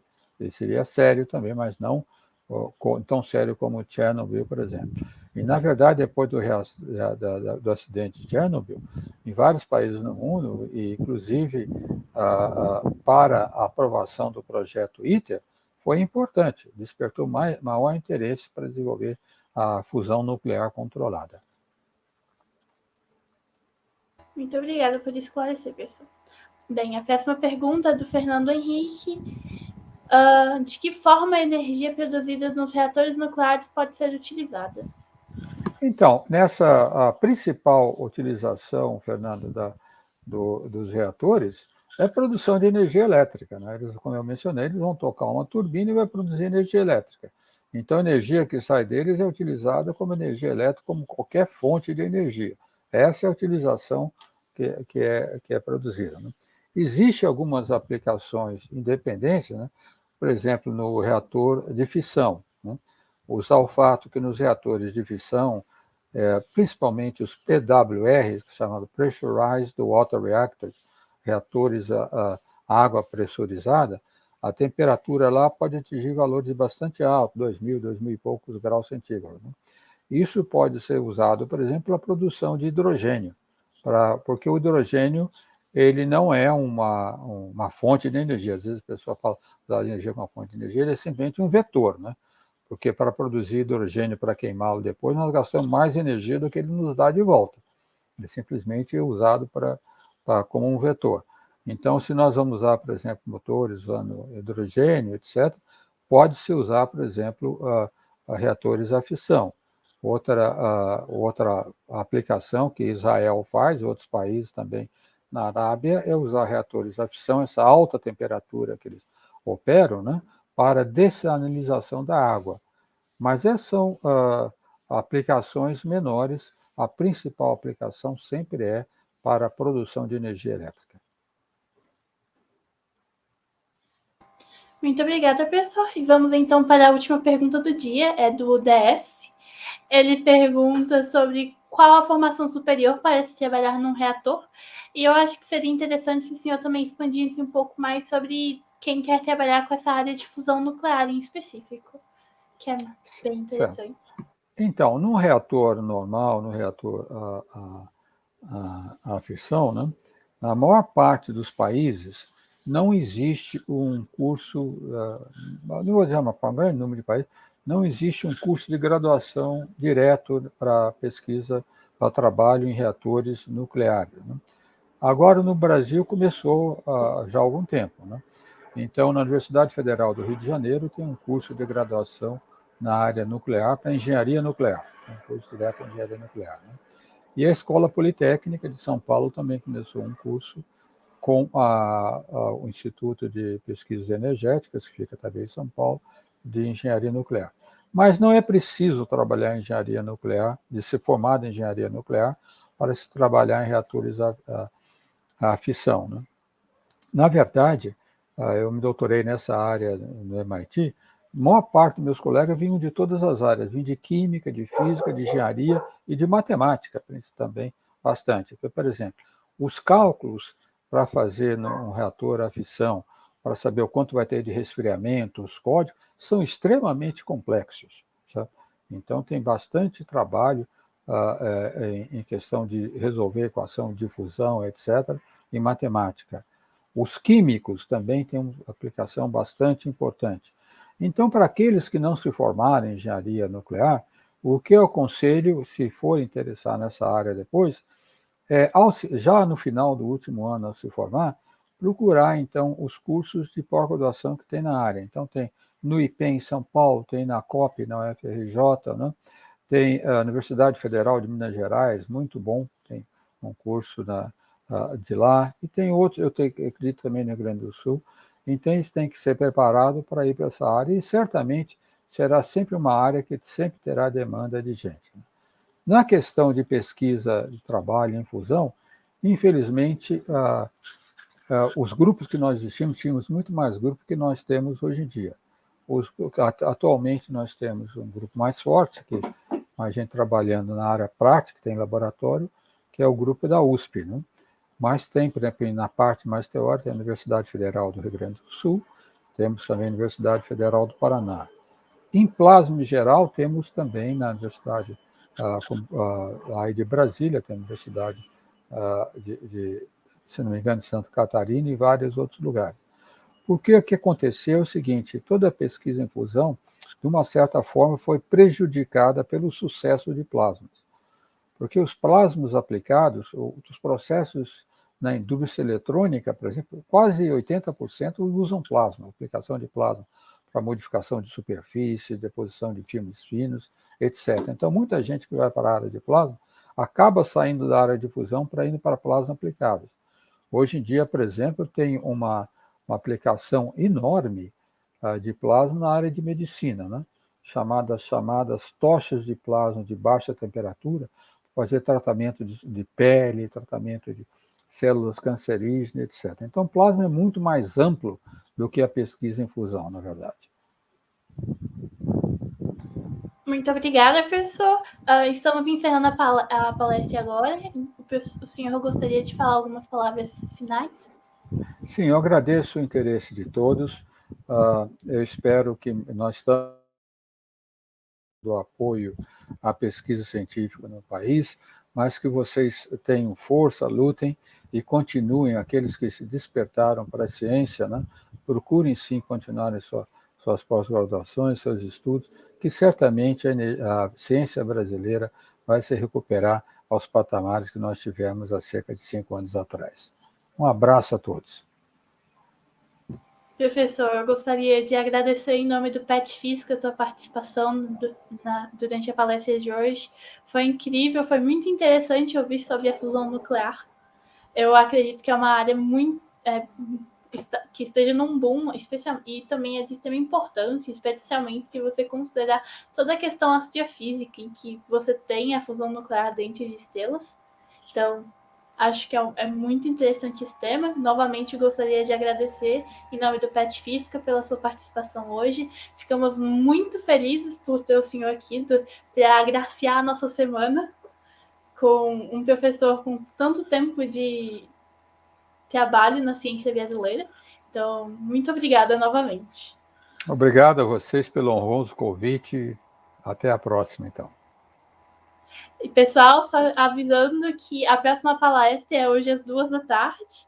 Será dada pelo professor Samuel Avelino, com o título de papel do físico médico no tratamento oncológico e com radioterapia e as perspectivas futuras sobre o perfil da profissão. Muito obrigada pela participação de vocês e nos vemos à tarde.